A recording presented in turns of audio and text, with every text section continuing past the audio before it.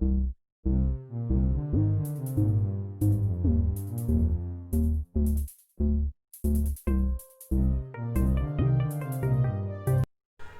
Students, welcome to my YouTube channel commerce classes by Vishal sir. आप सभी का मेरे YouTube channel commerce classes by Vishal sir में एक बार फिर से हार्दिक स्वागत है।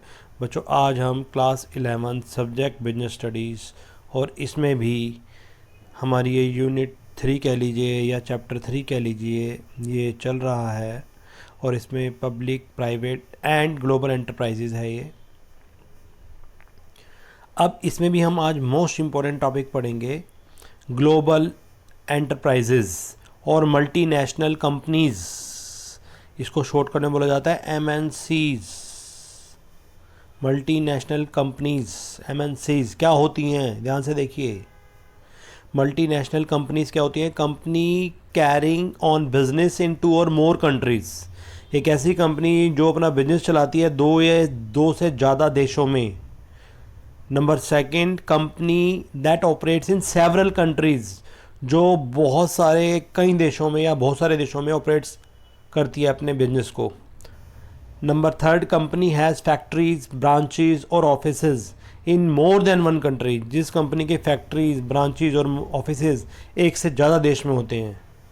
या branches are also called majority on foreign affiliates, MOFA बोला जाता है इसको, मेजोरिटी ऑन फॉरेन एफिलेट्स, जिसकी ब्रांचेज जो होती हैं लगभग सभी देशों में फैली होती हैं।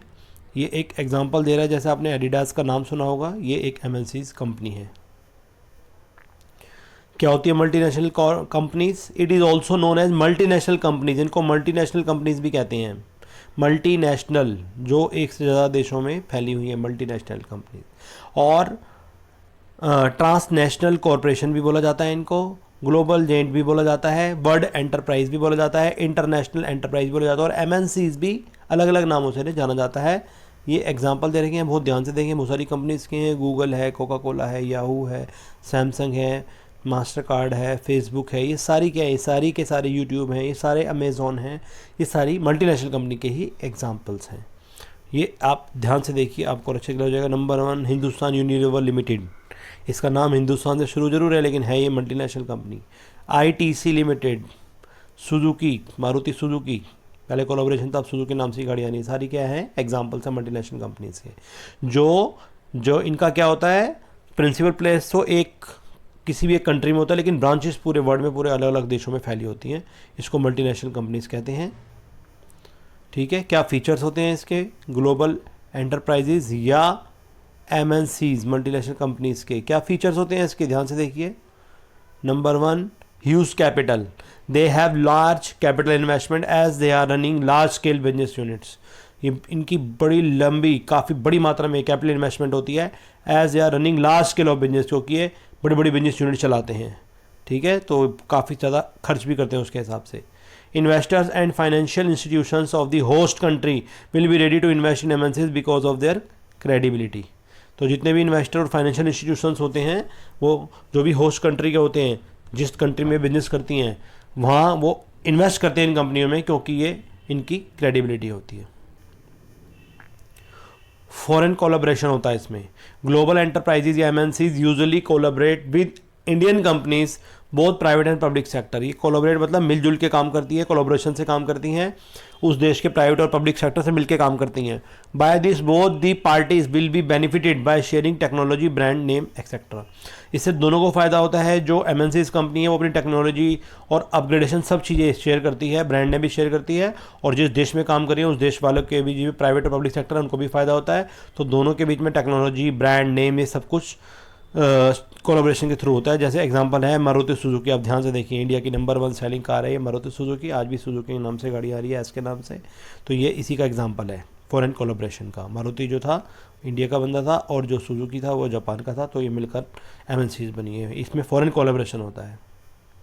एडवांस टेक्नोलॉजी, इनकी टेक्नोलॉजी ज़बरदस्त होती है, अपग्रेडेड होती है, अपडेटेड होती है और एडवांस होती है। MNCs are able to provide world-class products of international standards by using advanced technology in the areas of production, marketing, etc. तो इनकी जो टेक्नोलॉजी होती है वो एकदम एडवांस होती है, लेटेस्ट होती है, और क्योंकि इंटरनेशनल स्टैंडर्ड के प्रोडक्ट होते हैं इनके, ठीक है। और जो इनकी एडवांस टेक्नोलॉजी होती है प्रोडक्शन में, मार्केटिंग में, सब जगह अपग्रेडेशन होता है इनका पूरा, और ये एडवांस होते हैं, इसलिए तभी ये धीरे धीरे पूरे वर्ल्ड में ब्रांचेस बना लेती हैं।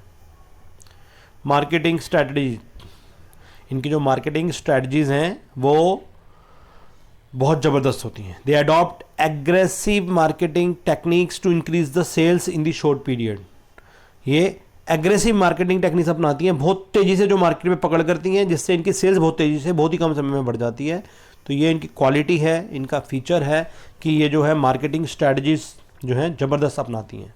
They have advance marketing information system, advertising and sales promotion techniques and a good brand name. तो इनके पास हर चीज़ होती है, मार्केटिंग इन्फॉर्मेशन होती है पूरी एडवांस, वो भी अब लेटेस्ट में क्या चाहते हैं कस्टमर उस हिसाब से वही प्रोडक्ट बनाती हैं। एडवर्टाइजिंग इनकी ज़बरदस्त होती है, सेल्स प्रमोशन इनका ज़बरदस्त टेक्निक्स होती हैं, और गुड ब्रांड नेम इनका होता ही है।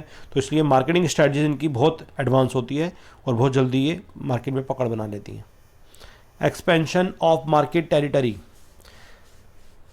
They can extend their markets very easily. ये अपनी मार्केट को बहुत आसानी से वाइड कर देती हैं टू दी फॉरेन कंट्रीज़ में, as they are running the branches in various nations. क्योंकि ऑलरेडी बहुत सारे देशों में चल रही होती है, तो किसी भी नई कंट्री में जाकर इनको पता होता है क्या करना है, उसके हिसाब से अपनी मार्केट एनलार्ज करती है, जगह जगह पूरी मार्केट बना लेती है धीरे धीरे।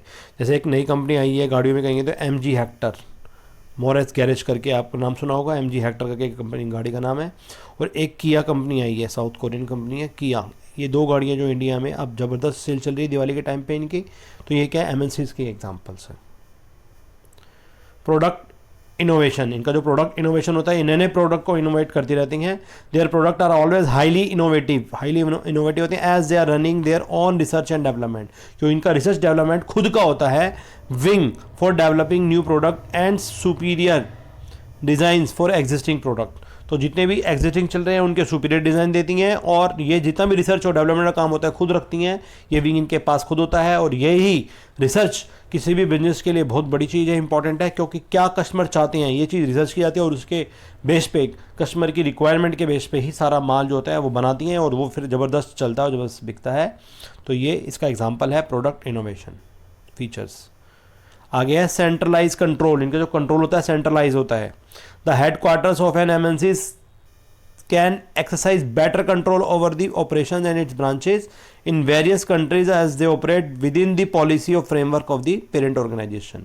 तो ये जैसे एग्जांपल ले रहे हैं हम दिस वन, ठीक है। ये तो हो गया सेंट्रलाइज कंट्रोल, ये इसका प्रिंसिपल प्लेस होगा बिजनेस का, प्रिंसिपल प्लेस। मतलब मेन ये मान लो कि USA ही कंपनी है, बाकी ब्रांचेस की सब जगह, यहाँ भी यहाँ भी यहाँ भी यहाँ भी। तो यहाँ कंट्रोल जो पूरा चलता है वो यहाँ से चलता है, इनका सेंट्रलाइज कंट्रोल चलता है, धीरे धीरे पूरे वर्ल्ड में एस्टेब्लिश हो जाती है। उनको बहुत आराम से पता होता है कि हमें किस कंट्री में क्या क्या करना है, कैसे कैसे अपने पैर जमाने और कैसे आगे बढ़ना है। तो इसका फीचर्स है सेंट्रलाइज कंट्रोल रहता है इनका हमेशा, उसी के बेस पे ये अपनी ब्रांचेज वगैरह सब ऑपरेशन वहीं से चलाते हैं, सेंट्रल ऑफिस से। हेड ऑफिस भी कह सकते हैं इसको, हेड क्वार्टर भी कह सकते हैं। इसी के साथ ये यूनिट ख़त्म होती है। आई होप आपको ये यूनिट अच्छी लगी होगी। अगर आपको ये अच्छी लगे तो इसको लाइक करें, मेरे चैनल को सब्सक्राइब करें, और अपने जैसे फ्रेंड्स में इसको शेयर ज़रूर करें। बच्चों, मैंने आपकी लेजर पोस्टिंग तक वीडियो बना दी है, अकाउंट्स में भी, उसको भी आप देखते रहें। और आपके बड़े भाई बहनों के लिए मैंने 12th में भी अकाउंट्स बिजनेस की बहुत सारी वीडियो बनाई हैं, तो आप उनको भी मोटिवेट करें वीडियो देखने के लिए। बहुत जल्दी नई वीडियो के साथ मिलते हैं। इसी के साथ आप सभी का इस वीडियो और इस चैनल को देखने के लिए बहुत बहुत धन्यवाद।